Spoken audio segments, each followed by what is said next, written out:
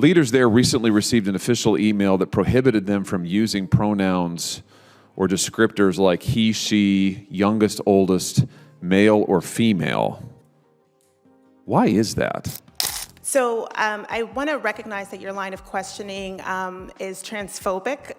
What started as a simple question spiraled into a fiery exchange about biology, identity, and free speech. Accusations of transphobia flew, bold claims were made, and a shocking statistic about transgender suicide rates was thrown into the mix. But when the senator pushed back, the conversation took an unexpected turn that left everyone stunned. General Miller, let me come to you. Can you help me with something here? Anderson Air Force Base, I understand. This is in Guam, of course. Leaders there recently received an official email that prohibited them from using pronouns or descriptors like he, she, youngest, oldest, male, or female. Why is that? I mean, what's going on? According to reports, leaders at the base had been instructed to avoid using common pronouns and descriptors such as he, she, male, female, youngest, or oldest. This apparent policy raised eyebrows, especially since the rationale behind it claimed to promote lethality and improve recruitment efforts. The idea that simple pronouns and descriptors could have any meaningful impact on military effectiveness or recruitment seemed at best baffling and at worst absurd. Senator Hawley, thank you for that question. Actually, that is, we've been talking a lot about that because it was an email, from my understanding, that went out locally from one of the commanders there, and I don't remember at what level. I don't know if it was a group commander or the wing commander there. I believe that it was a Facebook post that went out based on a question. It is not the Air Force policy to not use pronouns. When asked to clarify, General Miller shed some much-needed light on the situation. She explained that this was not, in fact, an official Air Force policy. The confusion appeared to stem from a locally generated email, or perhaps even a poorly thought-out social media post. It had been misinterpreted and sensationalized, creating a storm of misunderstanding. General Miller emphasized that no directive had been issued by the Department of the Air Force instructing leaders to avoid using such language. And so I think it was a social media, exacerbated by individuals that said that they were directed for that. Okay, good. Well, I think that's progress. So you're saying, I'm looking at a news article here published August 31, 2022, saying that PACAF has sent this letter around. Leaders of the base are instructed, do not use pronouns. The incident was an unfortunate case of miscommunication, and she reassured that it did not reflect any broader military policy. The senator, however, didn't let the issue slide without scrutiny. He questioned the logic of even entertaining such a directive, particularly the claim that it could somehow enhance military lethality or bolster recruitment. Age, race, etc. And they go on. The unauthorized examples of unauthorized language are male, female, youngest, oldest, he, she. But you're saying that was not an official communication. That has not been a directive. That is not an official communication from the HAF. Correct. Okay.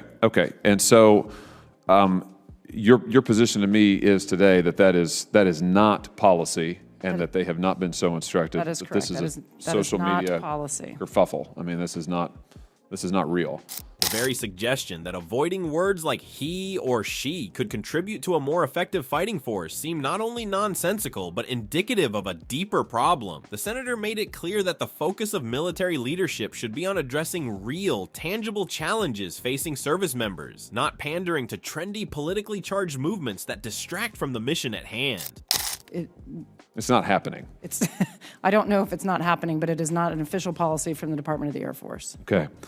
I ask because part of the way it's been reported is that the rationale is to help with lethality and also recruiting. By the end of the exchange, the senator appeared satisfied with General Miller's assurance that this was not official policy, yet the underlying concern remained. Why are such ideas even gaining traction in the first place? It raised questions about the influence of so-called woke ideologies in institutions where the priority should be discipline, unity, and readiness to defend the nation. And it was curious as heck how not using he, she can help with lethality and how it's helping with recruiting. But I take your word for it that this is not policy, and that satisfies me. So thank you. Thank you, Madam Chair. For those observing the debate, the message was clear. There is no room for distractions or misguided experiments in environments as critical as the military. Real issues demand real solutions, and every moment spent indulging frivolous ideas is a moment taken away from serving those who serve the country. Professor Bridges, you said several times, you've used a phrase, I want to make sure I understand what you mean by it. You've referred to people with a capacity for pregnancy. Would that be women? Many women, cis women, have the capacity for pregnancy. Many cis women do not have the capacity for pregnancy. A Senate hearing recently ignited an intense exchange that has people talking. At the heart of the discussion was a critical question. Who does the phrase "people with the capacity for pregnancy" refer to? This conversation brought together arguments about biology, identity, and language, and highlighted the growing divide in how society discusses sensitive topics like gender and rights. The senator opened the discussion by seeking clarification from the professor, asking if the phrase "people with the capacity for pregnancy" simply referred to women. The professor responded that while many cisgender women can get pregnant, many others cannot. She went on to explain that some trans men and non-binary people also have the capacity for pregnancy. This explanation might sound straightforward to some, but it introduced a broader argument. This issue, according to the professor, is not solely about women's rights, but rather about a wider spectrum of individuals who can experience pregnancy. There are also trans men who are capable of pregnancy, as well as non-binary people who are capable of pregnancy. So this isn't really a women's rights issue. We can recognize that this impacts women while also recognizing that it impacts other groups. Those things are not mutually exclusive, Senator Hawley. Oh, so your view is that the core of this right then is about what? This statement, however, triggered an important question. If the conversation is no longer framed as a women's rights issue, does it risk diluting the significance of the challenges women have historically faced? Women have fought for decades to secure their rights in areas like healthcare and workplace equality. Shifting the focus away from women might unintentionally overshadow those struggles. The senator pressed on, asking whether the issue at its core was about women. This led to the professor accusing the senator of transphobia, suggesting that questioning the inclusivity of language was harmful to transgender people. The claim was bold. Such questions, according to her, could lead to violence against trans individuals. She cited a troubling statistic stating that 1 in 5 transgender people has attempted suicide and connected this directly to what she described as a denial of their existence. So I want to recognize that your line of questioning is transphobic, and it opens up trans people to violence by not recognizing that. Wow, you're saying that I'm opening up people to violence by asking whether or not women are the folks who can have pregnancies? So I want to note that 1 out of 5 transgender persons have attempted suicide. At this point, the conversation became heated. The senator pushed back, arguing that asking about the biological capacity for pregnancy was not an act of denial or harm. Questions about whether men can become pregnant, he said, were based on biological facts, not an intent to undermine anyone's identity. This raised an important concern about the boundaries of discussion. Are debates about biology now off limits because they might offend? And if so, where does that leave open honest dialogue? The exchange also touched on the professor's teaching methods. The senator questioned whether her students were free to challenge her ideas, or whether they faced the same accusations of promoting harm when they asked questions. The professor confidently responded that her classroom was a space of open discussion, and even invited the senator to join. But this interaction highlighted a larger issue in academic and public discourse: the growing tendency to label opposing views as harmful rather than engaging with them. So I think it's important because of my line of questioning? So we can't talk about it? Because denying that trans people exist and pretending not to know that they exist. I'm denying that dangerous. trans people exist by asking you if you're talking about women having pregnancies? Do you believe that men can get pregnant?